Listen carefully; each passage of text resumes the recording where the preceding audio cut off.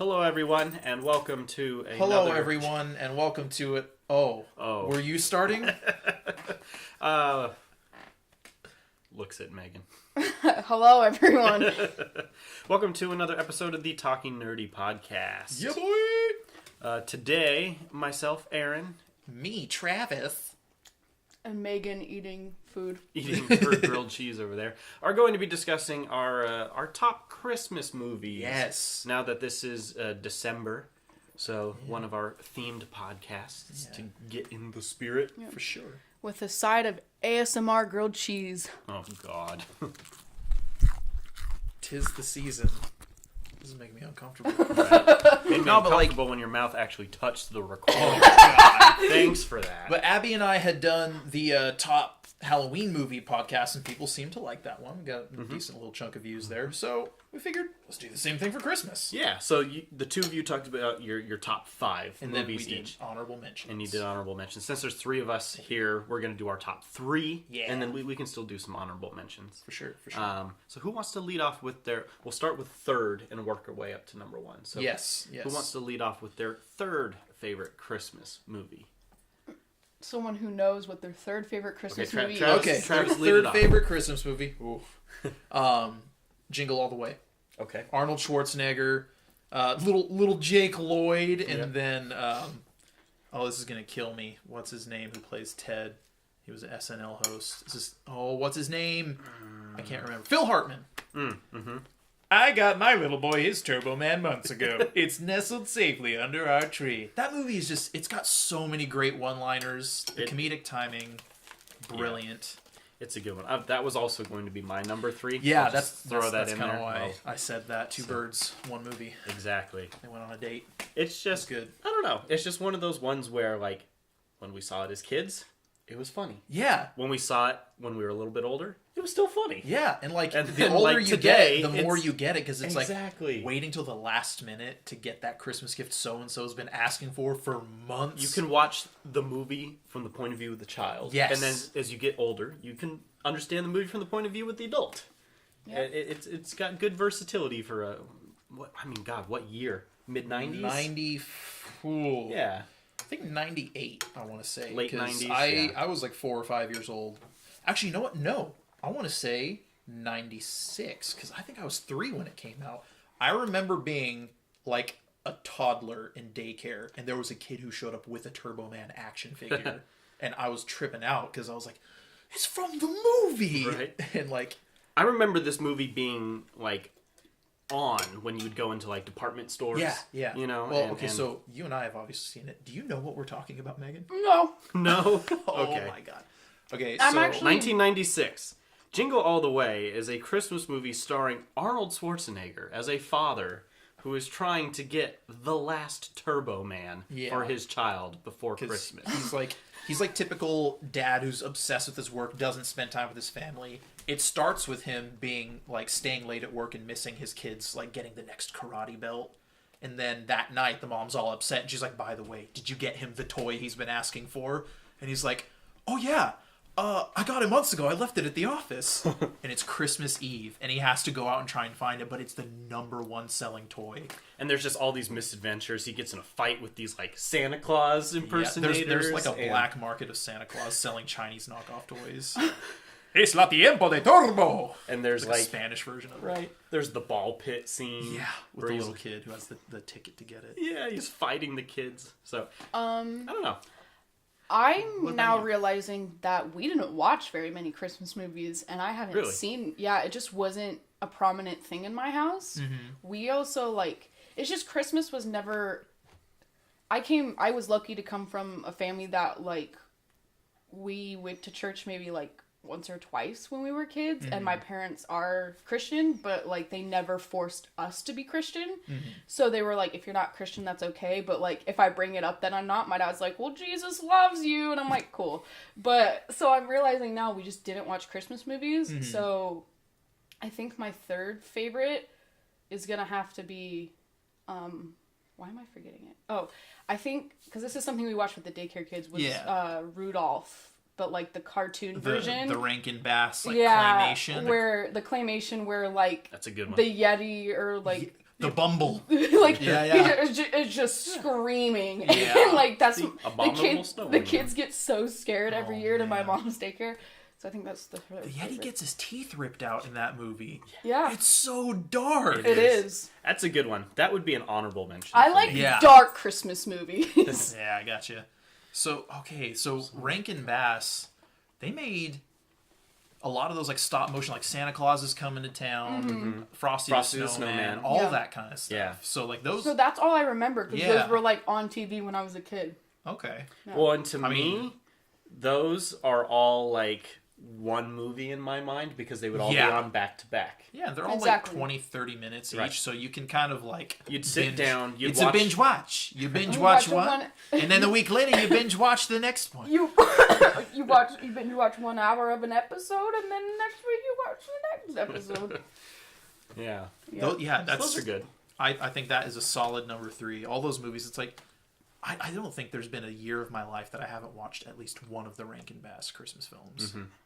The daycare kids kids eat it up. Kids are like, they like a lot of structure, so they like having repetition of movies. So it's just one of those. Also, we didn't watch a whole lot of variety because they like the same couple. Yeah. During that time of year, so those in our house would just play either. Because the only time they really watch TV is right when they're showing up and right when they're leaving. Of course, yeah. So they have like a quiet thing to do while they're waiting for parents. Gotcha. So, yeah.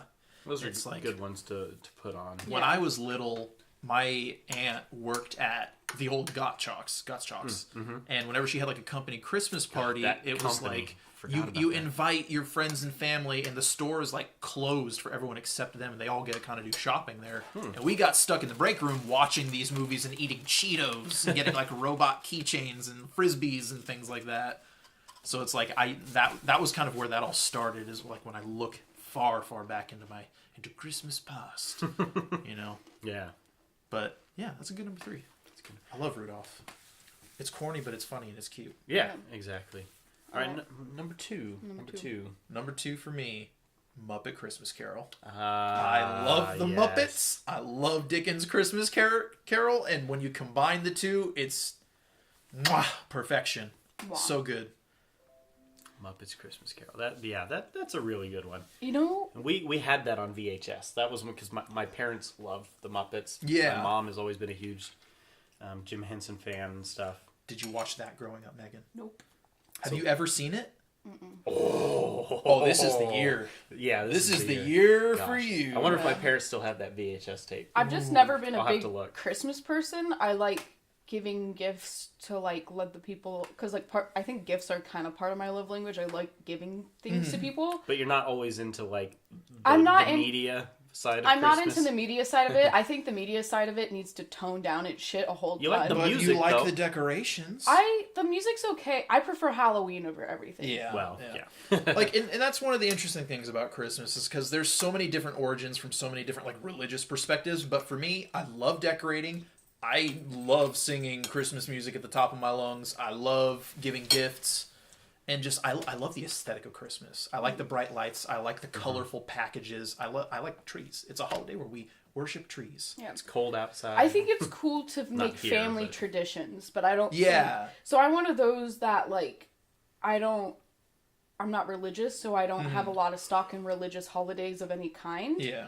But for me, like, if I were to ever have a family, like, I would base it a lot on, like, learning traditions or having a tradition as a family rather than the religious like aspect. Watching Muppet Christmas Carol. Yeah. That's what I just we would watch. realized this. Maybe I should save it, but you know what I think is a totally overrated movie? Oh boy, let's hear it. Polar Express. I think it's way too long. I think it's way too long. That movie, it's not on my list. It was going to be an honorable mention, specifically for the one scene where the kid's on the train, and it's the same voice actor as the character Mandark from Dexter's Laboratory. He's like, hey, you know what kind of train this is? Right. It's a magic train. And it's just like, oh my god. My younger sister, Christian, she does that voice every year when we watch that movie, and it's just like, shut up. I think the story is really good. I just think it's a really long movie for a kids. I was going to say, it's like a 5-page children's book. I know, it's a much better book. I grew up with the book. Yeah, The movie came out when you and I were a little bit older. Yeah, that came out when we were in high school. Yeah, so it wasn't part of, like, our childhood. The book was. My favorite thing about that movie is that there's these little kids, and then Tom Hanks plays every single adult in the movie. Yep. So it's like, as far as like the way it was made, I put a lot of stock in it, but I've really kind of got to be in the mood to like settle down, and like ride it out. Yeah, because it's like kind of slow going. Because it's a train. You shut your mouth. It is slow. Yeah. What's your second favorite? Oh man, I was hoping we'd just skip over me. Okay, no, Rudolph. Then I'll tell you mine. What's your second favorite? Elf? Fair. I haven't seen many movies. Yeah. But I've seen That's a Elf. good one. And Elf it's is a funny. good one. That's an honorable mention from me. Basically, for Christmas movies, anything dark or just like really funny, I'm good with. Oh man. One that creeped me out as a kid, because I've only seen it once, and like I was younger, so I don't fully understand the story. But what's the movie with the leg lamp? Oh, A Christmas Story. Yeah, I've seen that, but I thought it was kind of weird. It is a super weird movie, and like, it's so interesting how it's become so popular. Yeah. And like, honestly, that's a dark movie. It's got some intense like themes there of like being a child in a family that's like struggling to get by, and like dealing with bullies and teachers. It's just it's so weird. And like almost preparing yourself for disappointment of not getting the one thing that you want most on Christmas. Like, it preys on a lot of like childish fears and whatnot that kind of come up during the holidays. All right, I've got my number 2. All right, let's hear it. Iron Man 3. You son of a... Oh, I hate you for that. I am kidding, by the way. Okay, thank you. You almost got punched there. No. I hate Iron Man 3 so much. So do I, but I love to make the joke that it's a Christmas reason. movie. It came out in summer, There's a but reason it was set that at we Christmas. never posted part 2 of our first impressions. It's just a bad movie. Yeah. No, I would have to say that number 2... I got hot there for a minute. Number 2 for me is... Oh, man. See, you've got me thinking about Muppet Christmas Carol now and how many times we watched it. It's okay if we have the same top. Yeah. Like, because number 3, number 2. Because it's not my number 1. Yeah. So, like, but it's so great. My number 1 cheats because it's actually a tie between 2 movies, but it's a very powerful tie, so, like, I can't choose. Well, let's hear it. Yeah, I'm going to have to say that my number 2 is also Muppets. You have excellent taste, sir. Yeah. Okay. So then tied for my number 1. Okay. The Santa Claus with Tim Allen. That movie. I just don't like Tim Allen because he's racist. I mean, for sure, but I didn't know that when I was a kid. Yeah, and like that's the thing is like I remember watching that movie as a child and just being so sucked into the story. It was wild. I loved it. Did not like the sequel. The second one was okay. The third one was a huge mistake. Never saw the third one. Didn't like the second one. Loved the first one. Yeah. The first one, I love it. Like for me, that's one of my must sees. Like I have to watch it during Christmas because my whole family. I got a big family. We always sit down and watch these movies, but that's like the one that my mom gets like a little teary-eyed. So what's it tied with then? It is tied with the Rankin Bass Jack Frost. Ooh. Oh, I forgot about that. I love that movie. That's it's so dark and weird and like stereotypically Russian. Right? But it's the whale's my favorite character. I saw that with you for the first time last year, I think. Yeah. Found it. It's a good one. On DVD in Target, like weirdly, but it's just I don't know. It's like it's a fairy tale, you know. It's not even so much Christmas as it is just kind of winter folklore. Yeah, you know. But it's almost like it almost plays out like Peter Pan a little bit because he's this mysterious like young guy who kind of flies around, and there's this like cute girl that he decides to like touch on ground for, interact with, and it's just there's so much like magic in it, you know, and like. We can never forget Kubla Kraus. Right. And these copper kaputniks. Like, oh, it's so weird. But I love it, so much. That was one I watched every year also. Yeah. What's your first? My first? My first is A Charlie Brown Christmas. That makes sense. Just a good old boy. Go old boy. But, again, you know, much like the Muppets, my parents loved the Peanuts. Yeah. Of course, they, being born in the early 60s, grew up with... you know, the comic strips in the newspapers and and then as the movies came out, you know, the old ones. The original. It was like it was like a television show, wasn't it? Yeah. Then, And then they had the holiday specials. Yep. So every holiday, you know, if it was Easter, we watched Charlie Brown. Yep. If it was Halloween, we watched Charlie Brown. If it was Christmas, we watched Charlie Brown. Yeah. And so that was a lot growing up, and of course we had them later. We had them like proper VHS, but for the longest time it was tuned into ABC.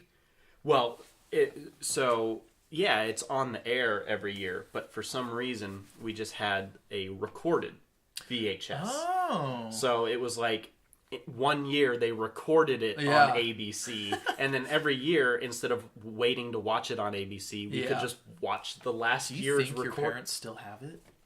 I don't. I'm pretty sure they probably taped over it. Oh. Because in later years we had proper VHS copies in like the little cardboard sleeves. Gotcha. So that'd be interesting to go back and watch what the commercials were. Right. Yeah. Coming up next, the Friends Christmas special. Right. Oh man, there was this is man, I'm trying to remember. There was a movie that had been recorded.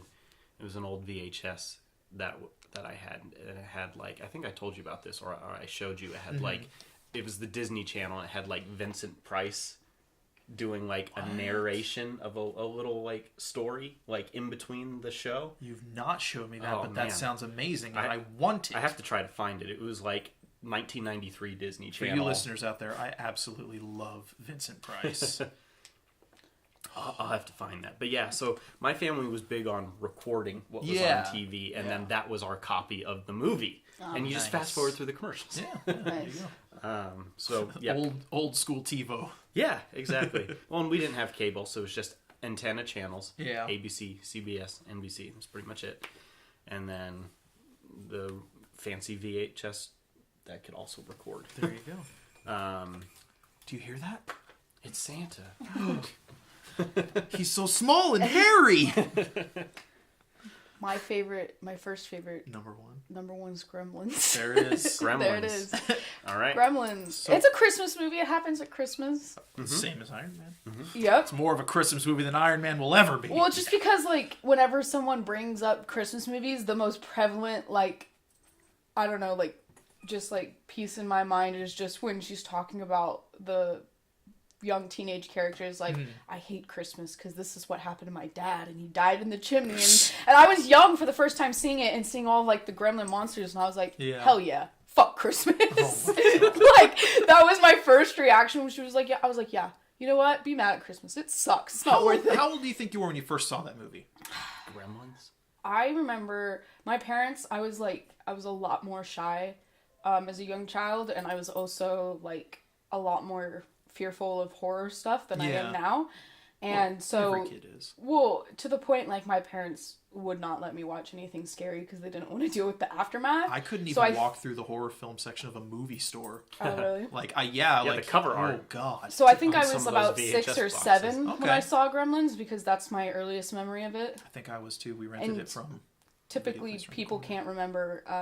like, most children don't start to have long-term memories until they're about 5. So it has to be after that.